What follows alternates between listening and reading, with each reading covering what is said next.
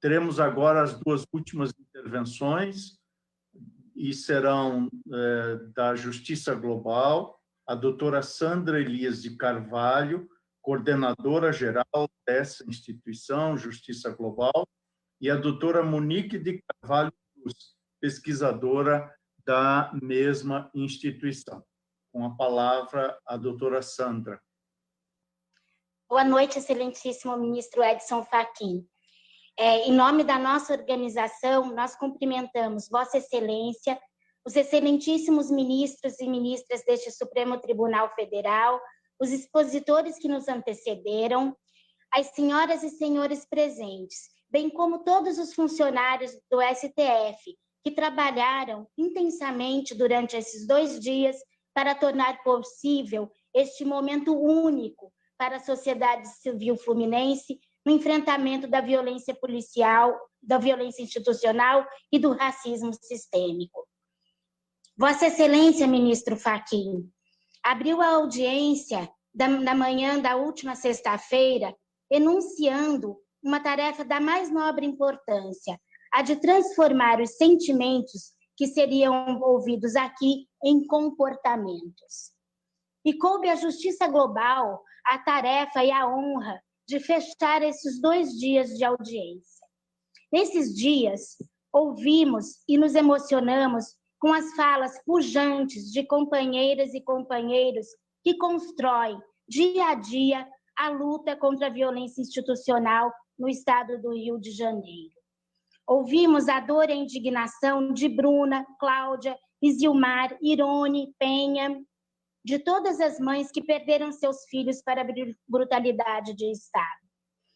Ouvimos Dalva rememorar a perda de seu filho e quis o destino que sua fala ocorresse justo no dia em que completavam-se 18 anos da chacina do Borel. Ouvimos Patrícia e Luciano e a emocionante história de luta da rede de comunidades e movimentos contra a violência. Ouvimos Renata e Eliene denunciarem os brutais efeitos da rotina de violência imposta a cada um dos moradores de nossas favelas. E através de cada relato, de cada luta, de cada dor, reconstruímos a própria história da justiça global. Nossa missão institucional, ministro Fachin, tem sido norteada pelo objetivo de que o senhor enunciou ao abrir este espaço. É preciso que cada sentimento, cada dor, cada luta vivida por todas as vítimas da violência do Estado seja convertida em comportamentos, em mudanças institucionais efetivas, ou, em outra palavra, em justiça.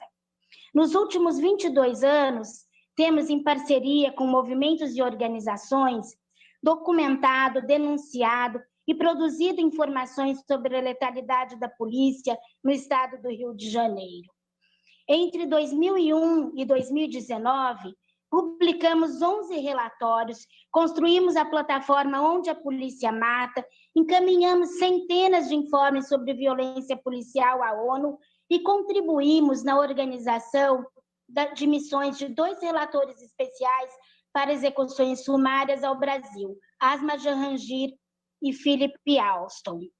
Além disso, somos peticionários de 2 casos sobre violência policial no Rio de Janeiro ante ao Sistema Interamericano de Direitos Humanos. Todas essas ações visam evidenciar o quadro de extrema gravidade relacionado às violações de direitos humanos cometidas contra a população negra e moradora das favelas e periferias do estado do Rio de Janeiro, em especial contra as crianças e adolescentes vítimas da violência armada, demonstrando que persistem, ao longo de muitas décadas, as práticas de execuções sumárias, arbitrárias ou extrajudiciais e as mortes decorrentes das chamadas balas perdidas. A guerra às drogas é o argumento central para a adoção de uma política altamente militarizada, com o uso de equipamentos de guerra. Chama atenção também que, ao longo de décadas, os discursos de autoridades públicas têm se constituído em uma estratégia prático-discursiva para legitimar a política de segurança baseada no enfrentamento ou confronto nas favelas e que tem resultado em um número alarmante de pessoas mortas durante essas operações. Declarações como: é impossível fazer uma omelete sem quebrar os ovos, ou em que as mães faveladas são uma fábrica de produzir marginal, são as palavras de ordem da tropa para um massacre em curso no Rio de Janeiro. Nos últimos 23 anos, segundo dados oficiais, a polícia matou mais de 20 mil pessoas, ministro Fachin. 20 mil histórias, 20 mil mães órfãs de filhos, 20 mil sentenças de mortes dadas pela polícia. Os morros, becos e vielas, eternizados por Cartola, Zequete, Jovelina Pérola Negra, estão manchados de sangue. As favelas agonizam, já faz tempo que a população negra fluminense clama por ar. A cor da pele na dinâmica social do Rio de Janeiro é suficiente para decretar a morte de um jovem negro. Que a vítima seja declarada culpada no momento da sua execução.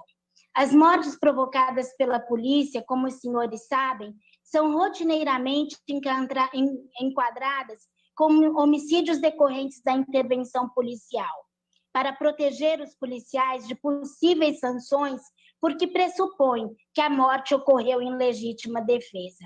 É negra toda a tristeza desta vida, como diz Cartola. Os homicídios cometidos pela polícia apontam problemas além da ação policial. A desmilitarização, no sentido da interrupção da lógica bélica que atravessa as políticas de segurança pública, deve também se refletir no sistema de justiça criminal. Os homicídios têm anuência do Ministério Público e do Judiciário. Mais do que uma política de confronto, a proposta de segurança pública posta em prática no Rio de Janeiro evidenciou a ocorrência de ações de extermínio por parte do Estado, sem a devida investigação dos fatos. Nessa caminhada, verificamos também outro fenômeno da violência armada contra crianças e adolescentes, mascarando a participação do Estado na produção de conflitos e mortes em favelas, as balas perdidas. Não há estatísticas oficiais para esse tipo de morte. A maioria das contagens é feita pela imprensa ou por organizações da sociedade civil com base em notícias, mas há um padrão. Na imensa maioria dos casos, são ações que envolvem a polícia. Todas as crianças vitimadas por balas perdidas no ano passado, no Rio de Janeiro, ministro Fachin, eram negras. Uma criança ou adolescente negro, numa favela, em qualquer circunstância, é alvo. Dentro de casa, na porta de casa, na escola, caminho da escola, no carrinho de bebê, na barriga da mãe. Que tragédia é essa que cai sobre todos nós? O Rio de Janeiro pratica uma política de segurança pública racista e violadora de direitos, submetendo a população negra e moradora de favela à subalternidade, impedindo que desfrutem de uma cidadania plena. Milhares de exemplos ilustram o ódio e desumanização das pessoas negras. Precisamos assumir um compromisso ético e político contra essa política eugenista em curso. Para a justiça global, é extremamente importante visibilizar e reafirmar o protagonismo dos movimentos de mães, familiares, de favela, do movimento negro, na luta contra a violência do Estado, em especial contra a violência policial, que dizima diariamente seus filhos e filhas, amigos, vizinhos e comunidades, que as vitimiza também. Vossa Excelência teve a oportunidade de ouvir muitas dessas vozes durante esses 2 dias de audiência. Esperamos que elas possam ecoar e sensibilizar o STF em suas decisões, como uma oportunidade histórica para mudar a política de segurança bélica do Rio de Janeiro. Passo a palavra agora para Monique Cruz. Muito obrigada.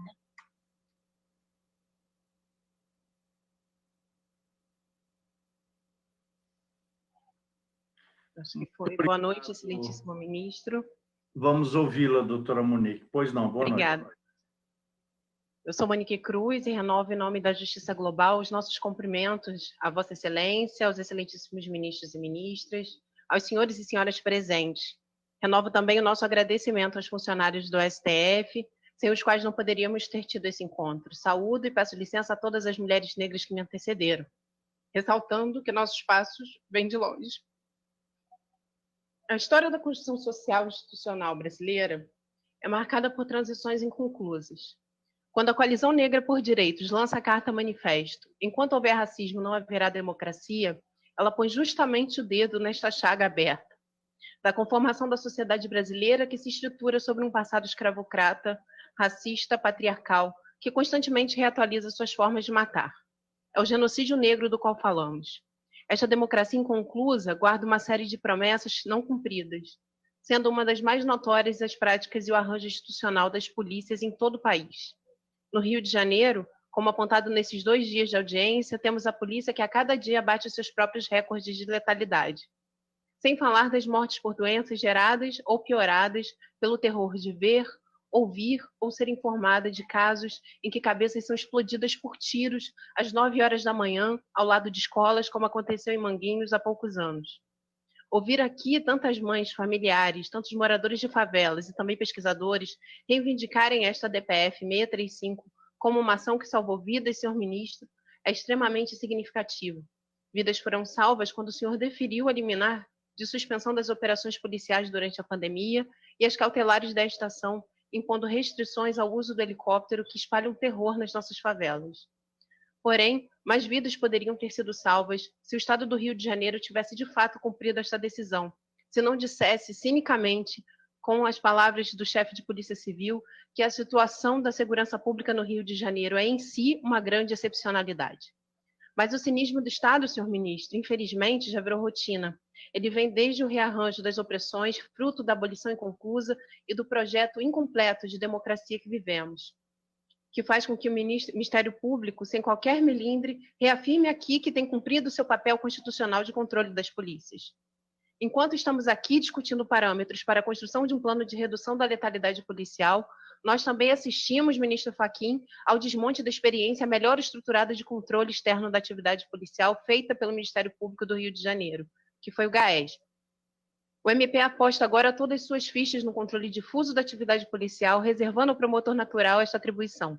Mesmo que saibamos que é também dever de cada promotor e promotora que atua na ponta realizar o controle dos atos policiais, não é por acaso que durante décadas a sociedade civil brasileira tem pautado a importância do MP possuir órgãos específicos para este controle. Sabemos que não há avanço real e efetivo sem um órgão que possa responder e exercer o chamado controle concentrado da polícia. Mas não precisamos nos ater a essas considerações mais abstratas sobre o desenho institucional do MP. Basta que se ouça qualquer mãe, qualquer familiar, dentre todos os que falaram aqui ou outros, e todos eles vão responder sobre a dificuldade de contato com o promotor natural, sobre o arquivamento dos seus casos, sobre os dias que passaram em vigília na porta do Ministério Público, como por anos a Luiz passou, implorando para que seus casos sejam levados com o mínimo de responsabilidade institucional. Esta, ministro, é a materialização do que Milton Santos chamou de cidadanias mutiladas. A Constituição jaz, nesta prática institucional, como mera folha de papel. Aqui não precisamos citar La Salle, podemos citar Dalva, Luciano, Irone, Eliane, podemos citar aqueles que veem a cada dia que os seus direitos constam no papel, mas são violados cotidianamente pelas forças do Estado e negados pelo sistema de justiça. Sem enfrentamento ao racismo, não há democracia, senhoras e senhores ministros.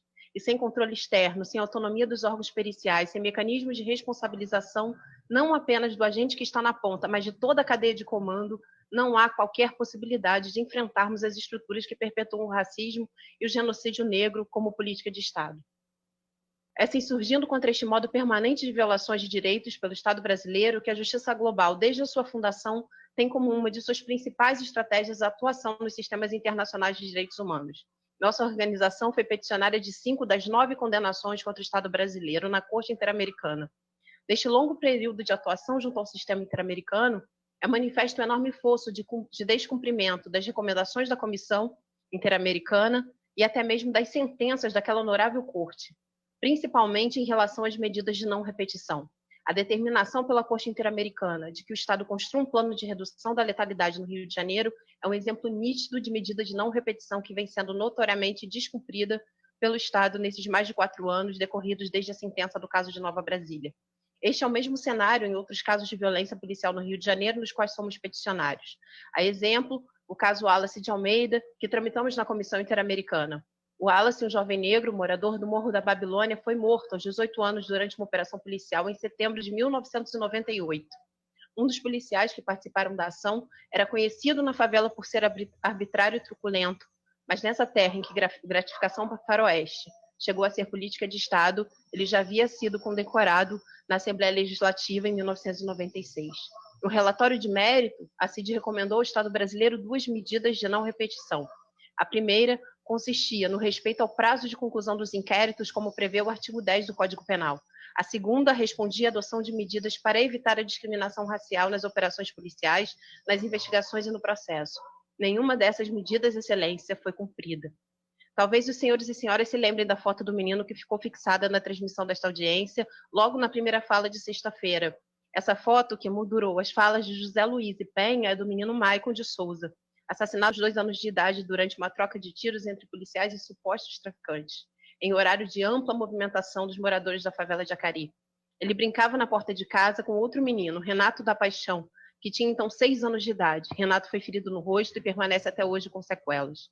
A operação ocorreu em abril de 96 e nunca ninguém chegou a ser responsabilizado pela morte de Michael e pelas lesões causadas em Renato. O caso, arquivado pelo Ministério Público e depois de sucessivos pedidos de desarquivamento, prescreveu. A sequência de omissões do processo investigatório, a persecução criminal fizeram deste um processo fadado, desde o início, a denegação da justiça como uma profecia que se cumpre a si mesma na amplíssima maioria dos casos de violência policial no Rio de Janeiro. Como há falhas na coleta de depoimentos das testemunhas, na realização de perícia do local do crime, nos exames de necropsia, na perícia de balística, como não há independência dos órgãos dedicados à perícia, como o protocolo de Minnesota é reduzido a uma mera fábula pelas nossas instituições, não há outra conclusão possível. O nosso sistema de justiça lança às famílias das vítimas um labirinto de expectativas que jamais se cumprem. Hoje, o caso de Michael e Renato segue na análise da Comissão Interamericana de Direitos Humanos. Em 2018, a ilustre comissão esteve em missão no Brasil pela 2ª vez na história. O relato da visita constata uma piora nos níveis de violência em relação à primeira visita em 97. A CID demonstrou preocupação com a militarização da segurança pública, principalmente com o emprego das Forças Armadas em atividades típicas de segurança, e com o aumento da impunidade a partir de leis em discussão no Legislativo Federal. A comissão também mencionou o aumento nas mortes em operações policiais, sendo que as ações de integração e inteligência não resultaram em uma maior efetividade no combate ao crime organizado. 21 anos se passaram, senhor ministro. Entre uma e outra visita, os problemas só se aprofundaram. É por essas histórias, Excelência, e por tantas outras que foram descritas aqui, que saudamos a sua iniciativa de promover esse espaço.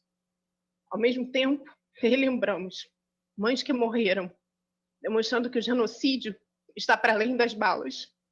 Está nas feridas abertas na alma. Joselita de Souza, mãe de um dos meninos mortos com 111 tiros na chacina de Costa Barros. Vera Lúcia, mãe de Maio. Janaína Soares, mãe de Christian de Andrade. Mãe de Manguinhos. Todas mortas pela dor de terem tido seus filhos arrancados dos seus colos pelas forças militarizadas do Estado. Nós estamos convencidas de que poderá haver efetivamente um plano de redução da letalidade do Estado no Rio de Janeiro, se este plano vier da caneta e estiver sob o olhar deste Supremo Tribunal Federal. O resto, senhor ministro, será mais uma história para ninar gente branca. Muito obrigada.